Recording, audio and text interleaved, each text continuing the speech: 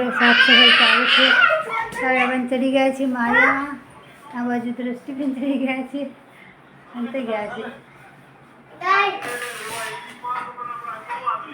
અને અહીંયા ટીવી જોવે છે.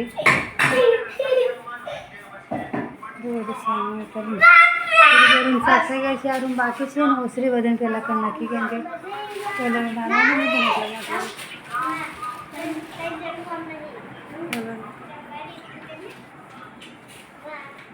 આખું દૃષ્ટિ ચડી ગઈ છે. અંદર વાળી રૂમમાં સાફ થઈ ગઈ છે. બાકી છે સામાન ઉતારી દીધું છે. બધા અંદર મૂકી દીધું છે. સાફ કરી દીધી છે. પપ્પાએ રાત્રે સાફ કરી દીધી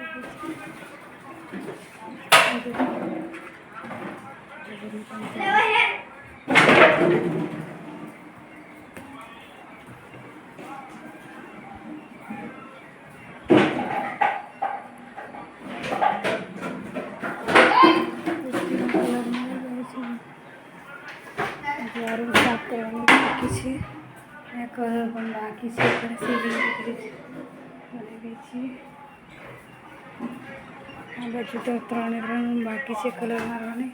રસોડામાં તો નહીં મારવાની. આ 2 રૂમ બાકી છે. જો બહાર પતી જાય એટલે પછી આ રૂમમાં કલર મારવાનો છે. સીલિંગ આવી ગઈ છે. આ બધું બાકી છે. બધી ગંદી થઈ ગઈ છે. ધીમેરેનું તો લાવ પકડું તો બસ અમારું ઝાડુ જુઓ આવી રીતે નાનું થાય.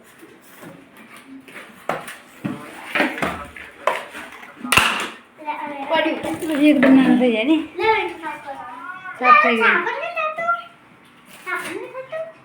સાફ કરવાનું બધું કાઢી કાઢીને સાફ કરવાનું. બહાર સાફ થઈ જાય પછી અંદરનું સાફ કરવાનું. વિરાટ સાફ કરવા માંગે છે. શું કરો છો? રમો છો?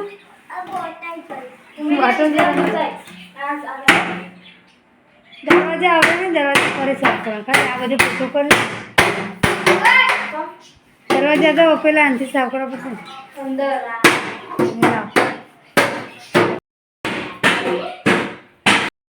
દ્રષ્ટિબેને બધું સાફ કરી દીધું છે ને પાછું પણ સરસ પૂછી દીધું છે. હાથ પગ ધોઈને આવી ગયા છે. ટ્યુશનમાં જવાની તૈયારી કરે છે. કલરવાળા કાકા આવી ગયા છે. તમારા બનાવવાની શીખ્યા. આપણા પપ્પા જો આવવાના છે. સરસ કચરું પણ કાઢી લીધું છે. સામાનમાં બી મૂકી દીધું છે પાછું. તો અમે બનાવી દીધી છે ચા. તો બધાની ચા બનાવી દીધી કેમ કે વિરાટના પપ્પા બનાવતા જશે એટલા માટે. નાહી ધોઈને અનુષ્કાબેન આવી ગયા છે. ને જો મારા ઘરમાં કામ ચાલુ છે. રસોડાનું એટલે કે રસોડાનું પતી ગયું છે. ફર્નિચરનું ચાલુ છે. કલરનું કામ ચાલુ છે. તો જો આજે તો લોટ નહોતો એટલે અમે ખીચડી અને કઢી બનાવી દીધી છે જમવામાં. આપણા પપ્પા ગયા છે બહાર. તો લાઇટ પણ નથી એટલે ઘઉં પણ દળાવ્યા નથી. એટલે બાળકોએ કીધું કે કઢી ખીચડી બનાવી દો તો કઢી ખીચડી બનાવી દીધી છે.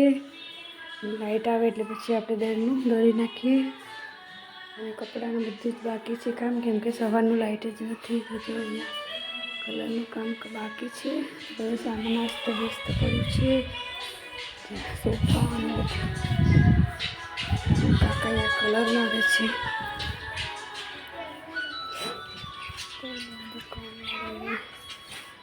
સામાન બહાર લાવી દીધું છે. બહાર તો સરસ મળી ગઈ છે.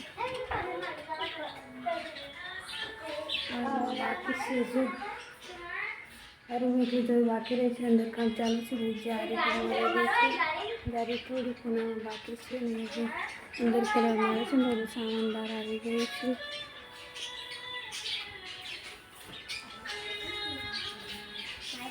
કાવ્યાબેન નાહી ધોઈને આવી ગયા છે. જો અહીંયા આજે રજા છે કાવ્યાને.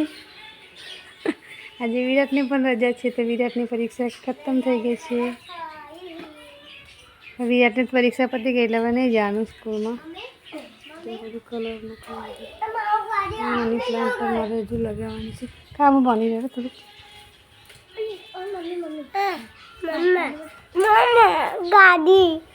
ગાડી ગાડી હશે આરે બોક્સમાં જો કેક પડી છે. જો દિવાળીનું કામ મારે ખતમ જ નથી થયું તો આજે આ બધા વાસણ ઘસવાના છે. પિત્તરના થોડા ઘણા બાકી છે. બધા વાસણ બાકી છે. ગાડી જોઈએ. કપડાં પણ ધોવાના બાકી છે પણ લાઈટ નથી જો અહીંયા પડદા ને બધું કાઢીને અહીંયા મૂકી દીધું છે. કલર મારે છે ને એટલા માટે તો લાઈટ આવે એટલે પછી બધું ધોઈ નાખીએ આપણે. પહેલાં તો વાસણ ઘસી નાખીએ. પિત્તરના થોડા બાકી છે તે જો આ બધું સામાન આવું પડશે. વિરાટ તારા રમકડા આવ્યા આમાં છે રમકડા જો લે આ નહીં જોઈએ તો ડમ્ફર નહીં બેટા આ રહી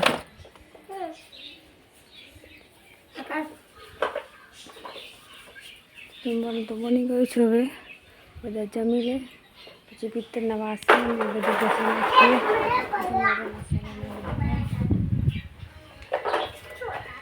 એ બધું રહેતા ને જયમી તિથિ એવું તાર ભાઈબંધ જોવા છે વિડીયો કયા ભાઈબંધ પ્રાંજલ તો ચાલો ગઈશ આપણે ચા બનાવીને આપી દઈએ પેલા કાકાને કલરવાળા. બે કાકા છે પણ એમાંથી એક જ પીવે છે ને એક તો પીતા નથી. તો ચા આપી દઈએ પછી જમી લઈએ પછી લોકો પણ જમવા જશે. સવારમાં વહેલા આવી ગયા હતા ને એટલે ચા સવારમાં વહેલી આપી દીધી હતી. બીજી વખત પણ એમને આપી દઈએ આપણે ચા. ચાલો મૂકી દઈએ ચા. જો 5 વાગી ગયા છે ને વાસણ બધું બસી નાખ્યું છે કમ્પ્લીટ. અનુષ્કાબેન છે ને હજુ નાય છે અત્યારે. હા શું કરો? ધાબા પર સાફ કરે છે કચરા પોતું કેમ કે પછી ગોદડી બધું સૂકવા. ગોદડી તો સૂકવી દીધી છે પણ પારી પર સૂકવી છે. નીચે પડી તો પોતું કરે એટલે પછી નીચે પાથરી દેવાય. અને અહીંયા લાઇટ આવી છે ને તો કપડાં પણ ધોવા માટે નાખી દીધા છે અને દળનું પણ દરી નાખ્યું છે. દળનું મારે દરવાનું હતું તો દરાઈ ગયું છે. કાઢવાનું બાકી છે. પગલે તો દેવાનું બાકી છે. ચાલો કહીશ બતાવું કે તમને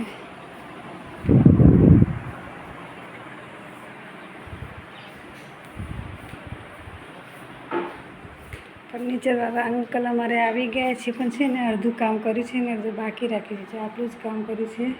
આટલું કામ બાકી રાખ્યું છે. આજે આટલું પૂરું કરી દેવાનું છે તમારે.